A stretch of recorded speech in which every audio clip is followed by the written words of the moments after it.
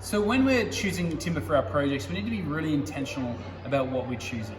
When we're going through and we're looking at timber, there are some things that we want to look out for. Number one, we want to be checking to see if the timber's bowed or cupped, and you can normally see that by looking down the edge of the timber, and you can see if there's any issues there. Also with cupping, you can always put it on a bench and see if there's a bit of a curve in it, and this one has a slight cup.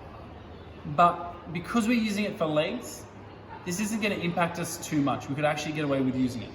Other things we want to be aware of is, of course, this green defect here, which is a knot that's come through. We've got another knot down here, and when you're making these, your jobs, you can be either intentional to include them or intentional to discard them and remove them and not utilize those pieces. It's really up to you and what you appreciate. Sometimes I really love defects, other times it's something I try to avoid. Now, when we're in this case, I would avoid using this piece because you need 667 millimeters for the legs, and I believe that's going to run into this knot.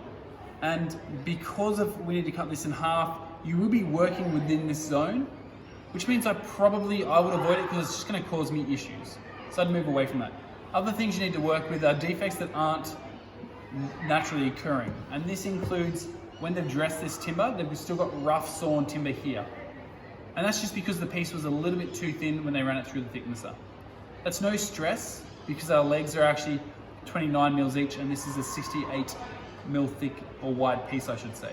So we can remove that, but it is another step that you need to consider when designing your legs or fabricating your legs.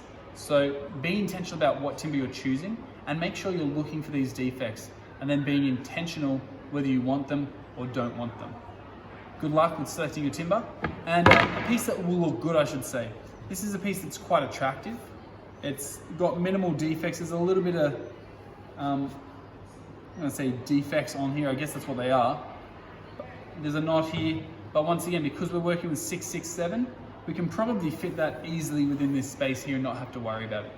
Be intentional, be deliberate, and most of all, let's choose some great legs.